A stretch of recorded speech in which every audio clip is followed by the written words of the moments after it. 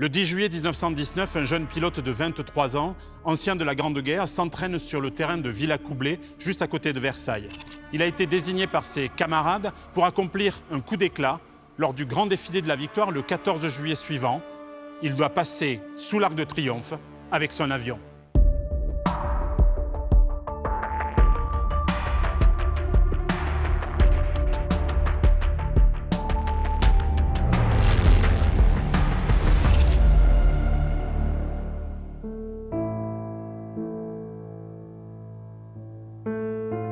Ce jeune pilote, c'est Jean Navarre, un héros flamboyant que l'extrême violence de la Grande Guerre n'aura pas épargné.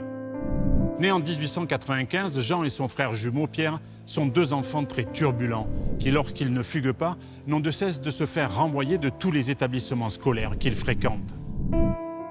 Mais grâce à un précepteur engagé par son père, Jean parvient à obtenir la première partie de son baccalauréat à l'âge de 15 ans. Passionné par l'aviation naissante, Jean Navarre va prendre des cours de mécanique, être inscrit brièvement à l'École supérieure d'aéronautique, puis au Collège d'athlètes de Reims. En 1914, il parvient à convaincre son père de l'inscrire à l'École de pilotage du Crotoy, en baie de Somme. Mais le 3 août, la guerre éclate. Jean Navarre n'a alors que 19 ans. Il se précipite à Versailles pour s'engager dans l'aviation. Il parvient, non sans mal, à intégrer l'école de pilotage de Tours et obtient son brevet de pilote militaire le 30 septembre 1914. Il intègre l'escadrille MF8, basée dans la Somme. Là, il se révèle aussi indiscipliné qu'excellent pilote. Mais au début 1915, ses frasques dans les villages du secteur sont trop nombreuses et répétées. Il est viré de son unité. Il retourne à Villacoublay, où il intègre l'escadrille MS-12, créée par Charles de Tricorneau de Rose. Il va voler sur un nouveau monoplace, le Morane-Saulnier Type L Parasol. Le premier avion de chasse français, le plus rapide du moment, est réputé pour être un cercueil volant, car il part facilement en vrille. Navarre, lui, n'a pas peur de cet appareil. Il parvient à casser la vrille grâce à d'incroyables acrobaties. C'est à cette époque que Roland Garros l'aperçoit et aurait déclaré « S'il ne se tue pas, il nous dépassera tous ». Début février 1916, Navarre se porte volontaire pour aller combattre au-dessus de Verdun. Il est transféré à l'escadrille N67, équipée de biplans Nieuport 11. Il va pouvoir prouver l'étendue de ses talents et de sa fougue guerrière. Dès le 26 février, il réussit le premier doublé de l'histoire de l'aviation militaire, descendant 2 biplans de reconnaissance allemands. Dès lors, sa réputation n'est plus à faire.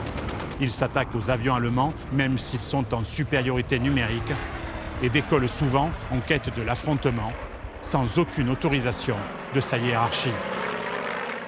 Les poilus lui trouvent alors un surnom. Jean Navarre devient la sentinelle de Verdun. Le 26 avril 1916, il entre dans l'histoire de l'aviation française en devenant le premier pilote à abattre 4 avions ennemis au cours de la même mission.